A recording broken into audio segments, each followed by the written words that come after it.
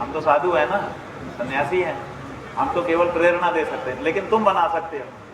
तुम ये देखोगे कि शंकराचार्य जी के कहने से सनातनी लोग गाय रक्षा के लिए वोट कर रहे हैं। अगर मैं सनातनी पार्टी बना लूं, अगर मैं गौरक्षक पार्टी बना लूं, वोट मिल जाएगा, ऐसा सोच के अगर तुम आओगे तो तुम फायदे में रहोगे। ऐसे ही कोई ना कोई राजनीतिक आ जाएगा, जब वो देखेगा कि वोट बढ़ रहे हैं, आ जाएगा तो ले जाएगा। हम काहे को उसमें जाए, हमारा काम अलग है। हमारा जो काम है वो हम कर रहे हैं, हमारा काम जगाना है। मैं प्रोफेसर डॉक्टर त्रिपाठी डायरेक्टर हूँ फिलॉसफी का ही आपकी पीएचडी राहुल गांधी यूनिवर्सिटी। गंगा जन्मोत्सव हम मना रहे हैं दशाश्वमेध घाट पे, तो मैं गंगा के लिए चाहूँगा आप हार्दिक शुभकामनाएं। सप्तमी के लिए कल अवतरण दिवस है, तो इस संदर्भ में मैं चाहता हूँ कि आप कुछ बोलेंगे गंगा की स्वच्छता के लिए और गंगा की निर्मलता के लिए, अविरलता के लिए। और गंगा एक सनातन का बहुत बड़ा आधार है। मैं चाहूँगा कि आप कुछ बोलें मन से। देखिए, हम लोग तो गंगा माता के भक्त हैं। गंगा जी को राष्ट्र निधि घोषित कराने के लिए हम लोगों ने बड़ा अभियान, गंगा सेवा अभियान चलाया था। काशी के साथ साथ प्रयाग ने भी बहुत साथ दिया था। अनेकों लोगों ने यहाँ पर, सब जितने बैठे हैं उसी समय के हमारे साथी, सब गंगा अभियान से जुड़े हुए लोग।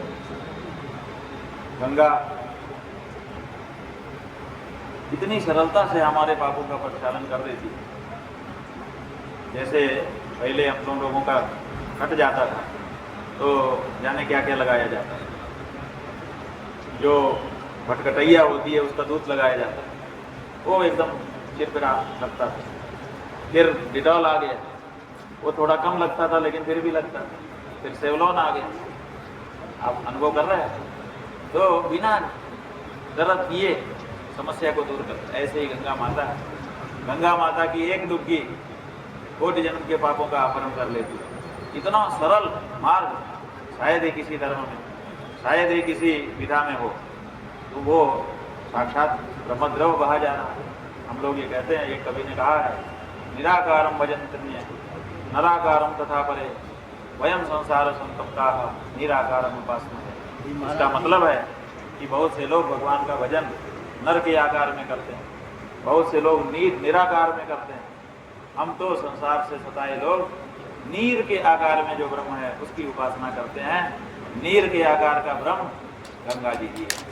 महाराज जी, आपसे पूछना चाहूँगा, जैसे आपने बताया, मैं सुन रहा था कि 90 करोड़ हिंदू हैं भारतवर्ष में, और आप कुंभ है या नदियाँ हैं, जल का भी स्रोत है। अगर हम धार्मिक रूप से नहीं है, अगर हम अपने को आस्तिक नहीं मानते हैं, तो नास्तिक बिंदु से भी देखें तो नदियाँ हमारे लिए जीवनदायिनी है।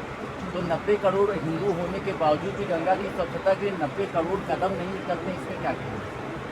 90 करोड़ कदम नहीं निकलते स्वच्छता। ऐसा है कि 90 करोड़ कदम निकलने की जरूरत नहीं। 90 करोड़ कदम अगर आ जाएगा, कहाँ खड़ा होगा?